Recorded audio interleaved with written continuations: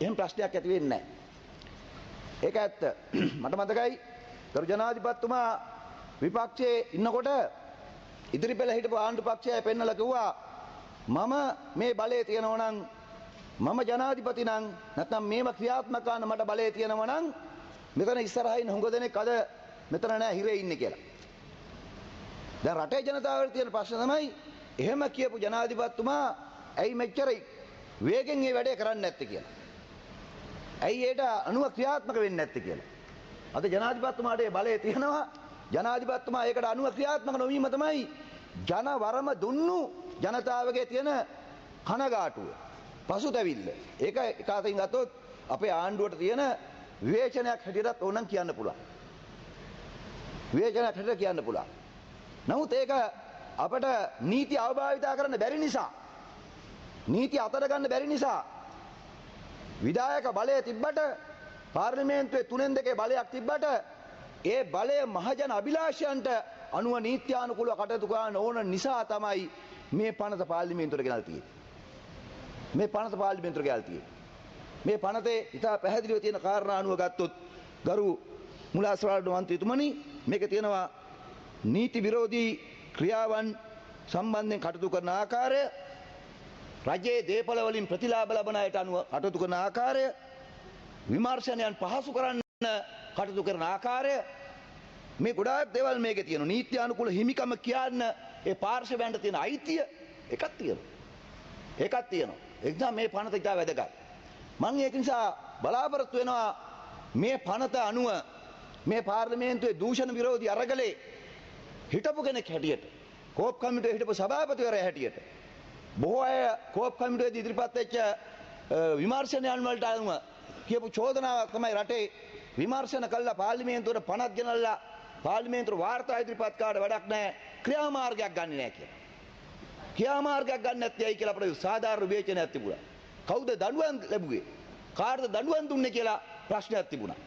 අන්න දැන් මේ පනතෙන් බලයක් ලැබෙනවා මේ ගරු පාර්ලිමේන්තුවට ඒ දඬුවම් ප්‍රමාද වෙච්ච අයට. නැත්නම් දඬුවම් දෙන්නේ නැහැ කියලා විවේචන තියෙන අයට. ඒවා හරියාකාරව ක්‍රියාත්මක වුණේ නැහැ කියලා තියෙන දේවල් වලට ක්‍රියාත්මක වෙයි. එහෙනම් මම හිතනවා මේ රටේ ජනතාව ජාතික ජනබලවේගයේ ආණ්ඩුවට බලය ලබා දීපු එක ප්‍රධාන කාරණාවක් තමයි පාස්කු ප්‍රහාරය වගේම ඒක දේශපාලන ක්‍රියාවලියක් වගේම මහ බැංකු බැඳුම් කර වංචාව. මහ බැංකු බැඳුම් කර වංචාවට හවුල් වෙච්ච ඒකට ඍජුව හා වක්‍රව හවුල් වෙච්ච සියලු අය අධිකරණයට ගෙනල්ලා නීති හමුවට ගෙනල්ලා දඬුවම් දෙන්න කියන එක.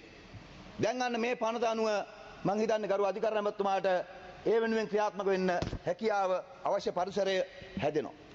ඒ වගේම තමයි සීනිබදු වංචාව.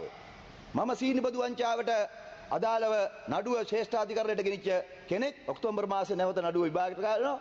දැන් මේ සීනිබදු වංචාවෙන් ජනතාවට වෙච්ච පාඩුව, රජයට වෙච්ච පාඩුව, ඒ පාඩුවට වග කිය යුත්තන් කවුද කියලා අනාවරණය කරගෙන ඒ වෙච්ච හානිය ඒක අපරාධයක් නම් අපරාධයෙන් උත්පාදිත දේවල් වලට දඬුවම් දෙන්න බලය ගරු අධිකරණ ඇමතුමාට අධිකරණයට ලැබෙනවා. ඒ වගේම තමයි මහ පොළ බාරකාර අරමුදලයට තිබුණා ස්ලිට් එක. ඒක හැදුවේ මොරටු විශ්වවිද්‍යාලයේ තාක්ෂණ පීඨය හැටියට. නමුත් ඒක බාරකාර අරමුදලකට අරගෙන ඒ මහ පොළ බාරකාර අරමුදලයට මාළඹේ තාක්ෂණ විශ්වවිද්‍යාලය හදන එක අවලංගු කරලා ඒක දේපලක් බවට පත් කරගත්තා. ඒක කෝප් කමිටුව විමර්ශනය කළා තියෙනවා. අන්න ඒකට අදාළව ක්‍රියාමාර්ග ගන්න පුළුවන් දැන් මේ යටතේ. ඒ වගේම ඔබ දන්නවා ගින්නිල්ලා ව්‍යාපෘතිය. ගින්නිල්ලා ව්‍යාපෘතිය අවසානයේ ව්‍යාපෘතිය ක්‍රියාත්මකුනෙත් නැහැ. උපකරණ ටිකක් නැති වුණා. මට මතක හැටියට බිලියන 4කට වැඩිය රටට ජනතාවට පාඩු කරා. පාඩු කරපු කට්ටිය කවුද කියලා හොයන්න දැන් මේ පනතෙන් ඔබතුමාට බලය ලැබෙනවා කරු අධිකරණ ඇමතුමා. ඒ වගේම ලංකාවට කිරිගවෙන් ගෙනල්ලා අන්තිමට හරක් ටිකක් මරුණා. ගොවින්ට හරක් ටික හම්බුනේත් නැහැ. අපි විමර්ශනයක් කළා. විමර්ශනේ මග නතර වෙලා තියෙනවා. අන්න ඒකට අනුව කිරි හරක් ගෙනල්ලා බිලියන 16ක් මෙරටේ ජනතාවගේ බදු මුදල් වලට හානි කරේ කවුද කියලා හොයන්න, හොයලා දඬුවම් දෙන්න, ඒවා අය කරගන්න දැන් ඔබතුමාට හැකියාව තියෙනවා කියලා මම විශ්වාස කරනවා. ඒ වගේම මේ 300 900 එයාබස් ගනුදෙනුව කපිල චන්ද්‍රසේන ප්‍රධාන විධායක අධ්‍යක්ෂක හැටියට ඉඳගෙන පාර්ලිමේන්තුවේ කෝප් කමිටුව කතානායකගේ ගෙදර රැස්සලා ඒ සිද්ධ කරපු මහා විනාශෙන් අපට ගුවන් යානා හම්බුනේත් නැහැ. ශ්‍රී ලංකන් ගුවන් සමාගමත් පාඩු වුණා. ගුවන් බස් ලැබුණෙත් නැහැ. අපි වන්දිය විතරක් ගෙවලා තියෙන බිලියන 32ක්. රුපියල් බිලියන 32ක් මිලියන 32000ක් කෝටි 3200ක් වන්දි ගෙවලා තියෙන මේ රටේ ජනතාවගේ බදු මුදල් අදත් මේ ජනතාව ඒවට කම්පා වෙනවා. ඒවා සම්බන්ධයෙන් විමර්ශනය ඉදිරියට ගෙනියන්න එදා ඒකට පිටරට අධිකරණ වලින් නඩු දැම්මට ලංකාවේ අධිකරණ ක්‍රියාත්මකුනේ නැහැ. අන්න ඒ නිසා අපරාධයක් ඒවා. ඒ අපරාධ වලින් මේ රටේ ජනතාවට වෙච්ච හානිය අය කරගන්නත්, වන්දි අය කරගන්නත්, දඬුවම් දෙන්නත් බලය දැන් ඔබතුමාට ලැබිලා තියෙනවා ලැබෙනවා. ඒ වගේම කාබනික පෝර ගේනවා කියලා මෙට්‍රික් ටොන් 96000කට ප්‍රසම්පාදන ක්‍රියාවලියක් ගෙනහිල්ලා අවසානයේ පෝර හම්බුනේත් නැහැ. ගොවියන්ට රටට පාඩු වුණා. මට මතකයි මහජන බැංකුවෙන් චීන පෝර නමකට වන්දි ජෙව්වා. කවුද වගේ කිව්වොත් කියලා පාර්ලිමේන්තුවට ගෙනාවෙත් නැහැ. දඬුවම් ලැබුණෙත් නැහැ. අන්න ඒවට ක්‍රියාත්මක වෙන්න දැන් මේකෙන් හැකියාව ලැබෙනවා. ඒ වගේම තමයි නැනෝ නයිට්‍රජන් දියර පෝර කියලා ගෙනාවා තව එකක්. ගොවියන්ට ලැබුණෙත් නැහැ. පෝර හම්බුනේත් නැහැ. රටට පාඩුවක් වුණා. ඒවා ගැන ඉදිරියට ක්‍රියාත්මක වෙන්න ඒ නිසා හැකියාව තියෙනවා. ඒ වගේම ගල් අඟුරු ප්‍රසම්පාදනයෙන් ඍජුව හා වක්‍රව බිලියන 12.5ක් ප්‍රසම්පාදන ක්‍රියාවලියේදී අකාර්යක්ෂම වෙලා රජයට පාඩු වුණා, රටට පාඩු වුණා. ඒවා පිළිබඳ හොයන්න තියෙනවා. විශේෂයෙන්ම රටේ විගණකාධිපතිවරයා ගරු අධිකරණ ඇමතුමනි විශේෂ විගණන වාර්තා 100කට වැඩිය දාලා තියෙනවා පාර්ලිමේන්තුවට. විශේෂ විගණන වාර්තා 100කට වැඩිය දාලා තියෙනවා. ඒවා හොයලා බැලුවොත් එහෙම මේ රටේ ජනතාවගේ ධනය විනාශ කරේ කවුද, මංකොල්ල කෑවේ කවුද කියලා ලිඛිතව සාක්ෂි සහිතව පිළි අරගෙන තියෙන වරදවල් එක්ක තියෙනවා. පාර්ලිමේන්තුවේ කෝප් කමිටුවේ ගිණුම්කාරක සභාවේ රෙකෝඩින් බැලුවොත් එහෙම වාචිකව තමන් වර්ධිකාරයෝ කියලා පිළිගත් ඒවා තියෙනවා. අද වීඩියෝ වලින් ලිඛිත පේන වගේම සජීවීව පේන වගේම වාචිකව මම වර්ධිකාරයා මේකට කියලා පිළිගත් අය දෙනවා. හැබැයි තඹ රුපියලක් 7ක් අය කළා නැහැ රජයට ඒ වෙනුවෙන්. ඒගොල්ලෝ නිදැල්ලේ හැසුරුණා. අන්නේ හේතුව තමයි අර මට කලින් කතා කරපු മന്ത്രിතුමාගේ අවභාවිතා වෙච්ච නිසා. තිබිච්ච නීති අවභාවිතා වෙච්ච නිසා තමයි ඒවයින් මොකුත් සිද්ධ නුනේ. ඒ නිසා අවභාවිතා නොකර මේ අපරාධකාරයන්ගෙන් අපරාධ වලින් රටට කරපු හානි නැවත සිද්ධ නොවෙන්නම පාඩමක් උගන්වන්න ආකාරයට නීතිය ක්‍රියාත්මක කරන්න පුළුවන්කම ලැබෙන්න ඕනේ කියලා මම විශ්වාස කරනවා. ඒකට අවශ්‍ය කරන ප්‍රතිපාදන මේ පනතේ නැත්නම් තව එකතු කරගන්න මේ පාර්ලිමේන්තුවත් ජනතාවත් ඔබතුමාට අයිතිය දෙනවා. කරු අධිකරණ ඇමතුමාට තව ඕනනම් එකතු කරගන්න වගන්ති මේකෙන් මේ රටේ ජනතාව අයිතිය දෙනවා. ඒ වගේම අපි දන්නවා තව ගොඩාක් දේවල් තිබ්බා. හාල් දෙයක් සිද්ධ වුණා මට මතකයි. මම සභාපතිවරයා හැටියට ඉන්නකොට ගරු මූලාශ්‍රාර්ථ මන්ත්‍රීතුමනි හාල් ගෙනල්ලා ඔය සපුගස්කන්ධ ගබඩාවේ ගුල්ල ගැහුවා කියලා දොර ළඟ තිබිච්ච පින්නට තිබිච්ච හාල් ටික පෙන්නලා මුළු ගබඩාවේ තිබිච්ච හාල් තොගේම දුන්නා බියර් වලට මිනිසුන්ට. ඒ කියන්නේ බියර් කම්පැනි වලට දුන්නා. අන්තිමේදී බියර් කම්පැනි වලින් නැවත සතොසර විකුණා. ඒ හාල් හොඳ හාල් නැවත සතොසර විකුණා වැඩි ගානට. සතොසෙන් මිනිසුන්ට විකුණා. ඍජුව මිනිසුන්ට විකුණන්න තිබිච්ච හාල් ගුල්ල ගැහුවා කියලා ඒවා නරක් වෙලා කියලා ඒවා පින්නට වැදුනා කියලා අර මුල් ටික විතරක් පරීක්ෂා කරලා අරගෙන දොර ඇරියට පස්සේ පින්න වදින ටික පරීක්ෂා කරලා අරගෙන අවසානයේ බියර් කම්පැනි වලට දුන්නා. බියර් කම්පැනි වලින් ආයෙ සතොසර විකුණා. ඒවා තියෙනවා ලිඛිතව. ඒවා පරීක්ෂණ කරලා තියෙනවා.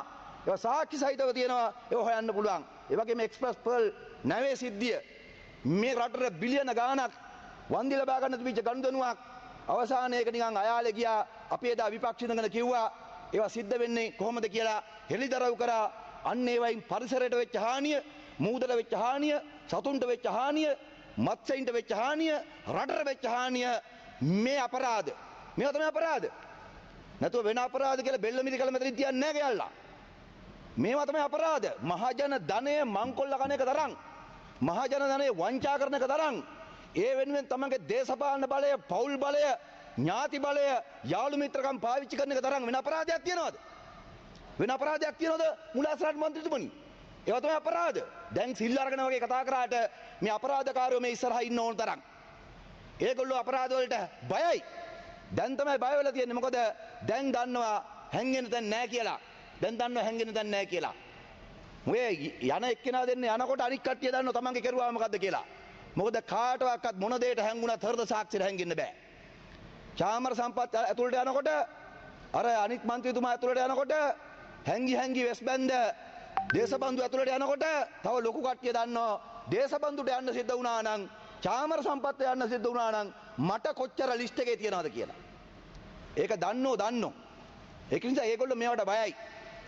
ඒගොල්ලෝ මේ රටේ මහ ජනතාවට කරපු අපරාධ ඒගොල්ලෝ කරේ ඒගොල්ලෝගේ ජීවිත කාලේ නැවත බලය ගිලිහෙන්නේ නැහැ කියලා හිතාගෙන.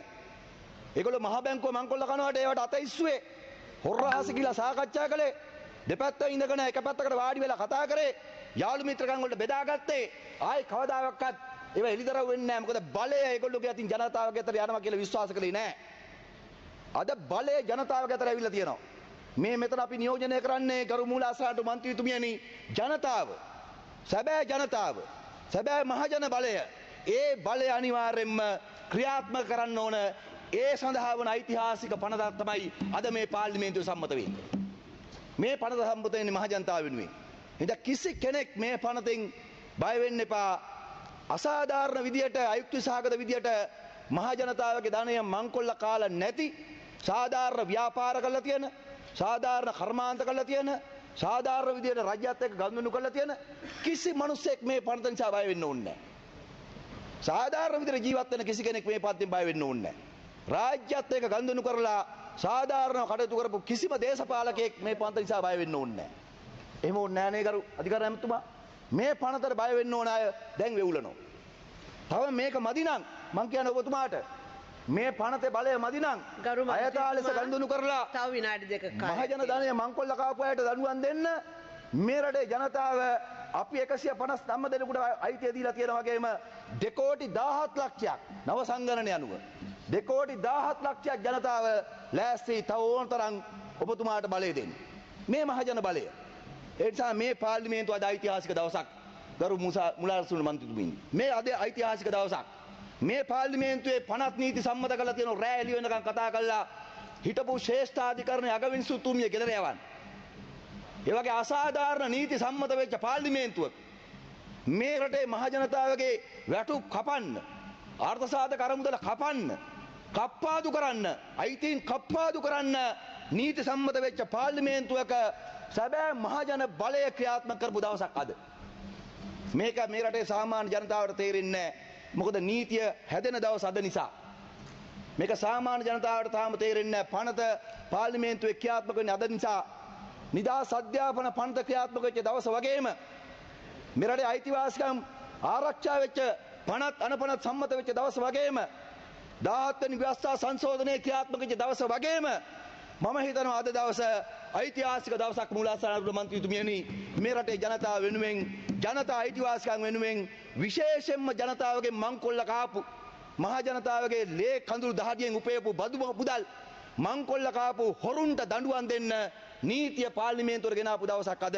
ඒ නිසා මේ ඓතිහාසික දවසේ මේ පනත සම්මත කිරීමට සහාය පළ කිරීමට ලැබීම මගේ ජීවිතේ වාග්යක් කොට සලකමින් ඒක අපේ රටේ දූෂණ විරෝධී අරගලේ තවත් ඓතිහාසික ජයග්‍රහණයක් සංසුන් කරපු දවසක් බවට සඳහන් කරමින් එවෙනුවෙන් කටයුතු කරපු ගරු අධිකරණ මැතිතුමාටත් එවෙනුවෙන් සාමූහික කටයුතු කරපු අපේ කැබිනට් මණ්ඩලයේ සියලුම දෙනාටත් විශේෂයෙන්ම අධිකරණ අමාත්‍යාංශයේ සියලුම දෙනාටත් මේකට සහාය දීපු හැම දෙනාටමත් මගේ ස්තුතිය පළ කරනවා. බොහොම ස්තුතියි ගරු මුලාශ්‍රාන්තු මන්ත්‍රීතුමිය.